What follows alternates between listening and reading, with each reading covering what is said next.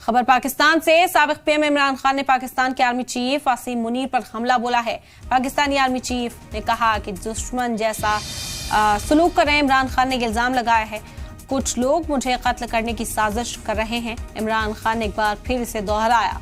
Court से security की मांग करेंगे इमरान खान। बता दें कि पाकिस्तान के साबिक पीएम इमरान खान मुसलसल इस बात को कहते रहे हैं कि पाकिस्तान के अंदर उनको कत्ल करने की साजिश अंजाम दी जा रही है, एक प्लान बनाया जा रहा है और अब सिक्योरिटी की मांग भी करते दिखाई दे सकते हैं इमरान खान।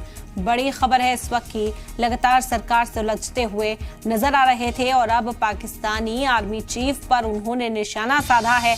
आसिम मुनीर पर निशाना साधते हुए उन्होंने कहा कि पाकिस्तानी आर्मी चीफ दुश्मन जैसा सलूक कर रहे हैं, कुछ लोग मुझे कत्ल करने की साजिश कर रहे हैं और इसी वजह से कोर्ट से सिक्योरिटी भी मांग सकते हैं इमरान खान। बड़ी खबर है पाकिस्तान से इस वक्त आप तक पहुंचा रहे हैं।